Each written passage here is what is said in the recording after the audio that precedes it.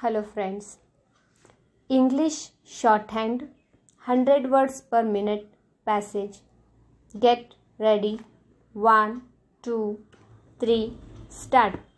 Gentlemen, today the subject of our discussion is constitutional reforms. I shall take a little time to put across my point of view to you for your consideration. It is a vast subject, and many things have been said with regard to this by numerous people. But I am very glad to see that in India, in response to the call of our leader and Prime Minister, a national debate is going on. We are discussing something which is definite, which is concrete, and which has been placed before the nation by our government through Parliament. It is one of the characteristics of our Prime Minister to be as democratic as possible in every sphere of the activity. Indeed, in every matter with which he deals. Therefore, a bill with specific and concrete proposals has merely been introduced, but no further discussion has taken place on it. The sole reason is obviously there cannot be any doubt that the government wants to have an extensive public debate on the issues involved. I have no doubt whatsoever that from every nook and corner of India we shall hear of conventions, conferences, and seminars dealing with the proposals that have been formulated by the Constitutional Amendment Bill, which has been moved by the Law Minister. Now, if I place before you the main things suggested in the amendment and try in my humble way to justify them, I would like to deal with some preliminary objections. If I may use that expression, the first is an objection which is in opinion has been taken vaguely and in a very definite manner, that the Constitution should not be amended.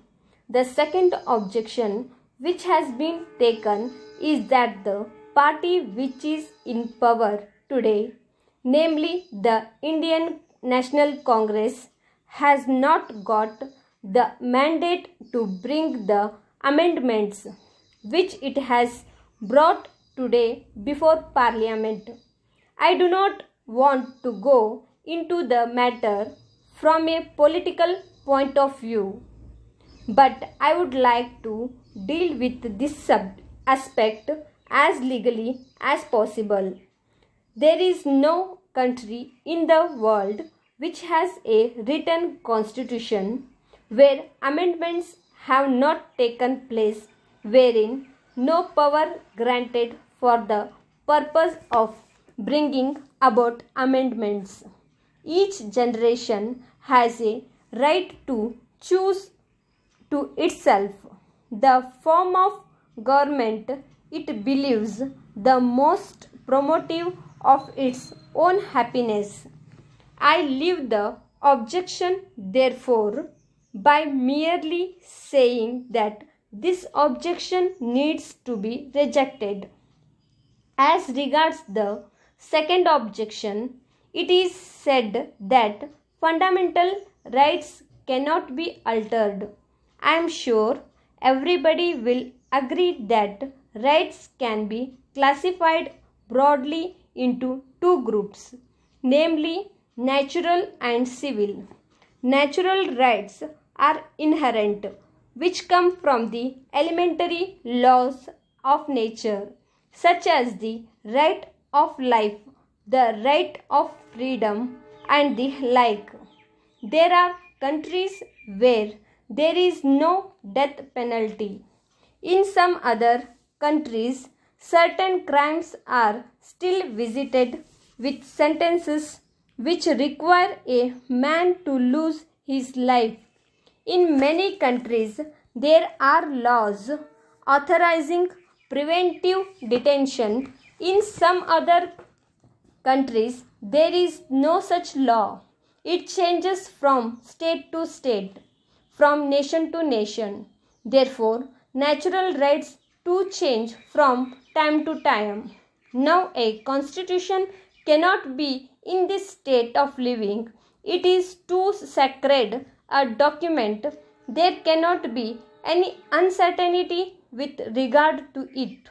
So, this concept of basic structure is something, if I may say so with respect to, so difficulty to understand and so impossible of comprehension that one cannot rightly accept such a doctrine just because of some judges of the Supreme Court have said it.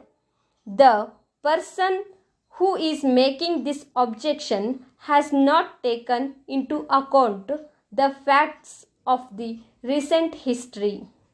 Parliament could hardly do anything to bring about the social changes and to bring about the progress. Its real power has been taken away by the judiciary as a result of series of judgments.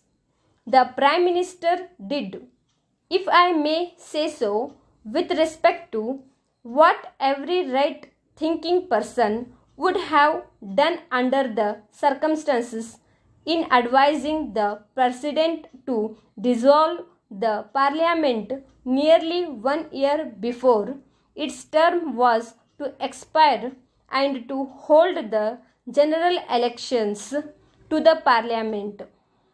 Dear Sirs, we are in receipt of your letter of 10th May 90 inquiring the terms and conditions for our wholesale agency. In reply, we would like to make the following offer to you as our wholesale agency in your town. On all cash transactions, we would allow you 10% commission, and on running accounts, it would be 10%. Of course, if an account be paid within 30 days from the date of transaction, we may be able to allow a commission, say, at the rate of 5%. But after the expiry of that time, it would not be possible for us to allow you more than 2%. All goods will be sent directly to you in cases, and it should be checked up with our invoices. If you find that any mistakes have been committed as to the quantity or the quality of the materials revised by you, kindly let us know as early as possible you can. On receiving your reply, we shall at once dispatch duplicate goods to you and take up the matter with our dispatchers. The empty cases must be returned to us as early as possible, which can be put to constant use.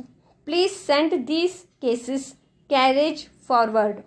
With regard to the advertising matter, if you decide to take up our agency, we shall forward a few pamphlets and price lists of our goods bearing your name and addresses.